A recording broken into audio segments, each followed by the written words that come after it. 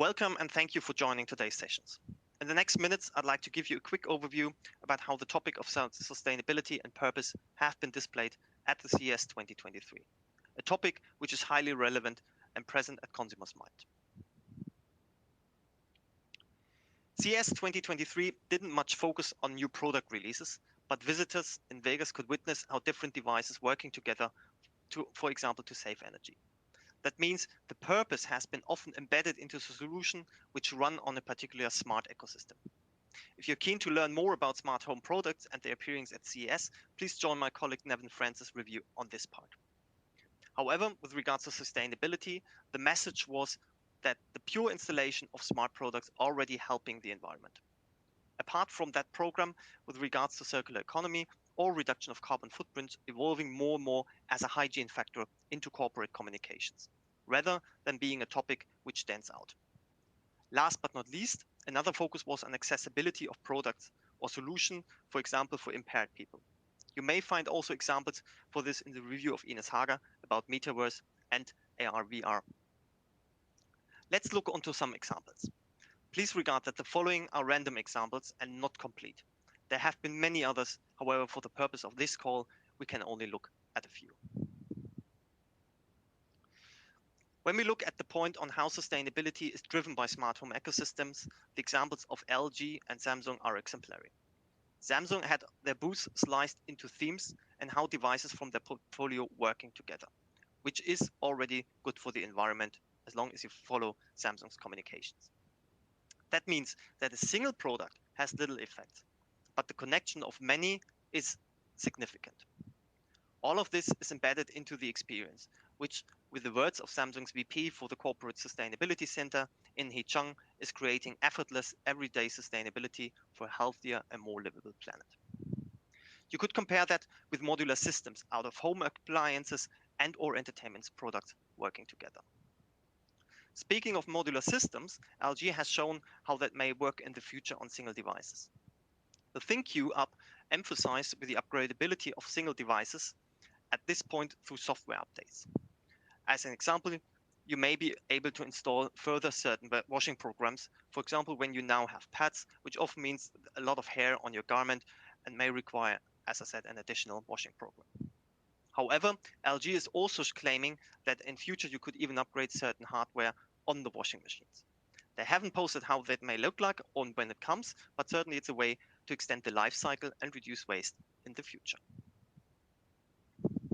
When talking about reducing waste, often circular economy is pointed out as one concept. As mentioned earlier, these topics have been much more hygiene factor rather than highlights. It seems it's simply expected that companies doing effort on these points. Two examples, however, how that looks come from LG and Bosch. LG has focused on waste reductions and their CO2 emissions. They have set up a program with the aim to use 600,000 tons of recycled plastics by 2030 and collect and recycle 8 million tons of e-waste. Last but not least, they want to reduce the carbon emission by 20% when producing 7 of their major products and be at 100% renewable energy usage in any of their factories around the world in 2050. Bosch may be already one step further, as they claim to be climate neutral already since 2020. And the energy consumption is supplied by 89% from renewable energy sources such as sun, water, or wind. Last but not least, a solution called AutoTrace helps to streamline inventories with the help of blockchain technologies. Also here, it helps to reuse certain materials and being more sustainable, but at the same time also being more efficient. Aside from the topics of sustainability, also the questions how devices or experience can be made accessible for people with physical impairments. The idea is to create products that can be used by anyone and do not leave anyone behind. Samsung has as an example developed Relumino. This feature applies settings to screens, for example TVs and monitors, to help visual impaired people. It increases, for example, contrast or brightens certain colors. The result is an enhanced viewing experience. This can be highly relevant, for example, in future applications in the metaverse. The same purpose is following Microsoft, who has already 2017 launched the Inclusive Tech Lab and already hosted more than 8,000 visitors. The lab has been now extended. Major achievements are adaptive controller for the Xbox to meet the needs of gamers with limited mobility, or likewise Samsung a Surface adaptive kit that helps users with low vision.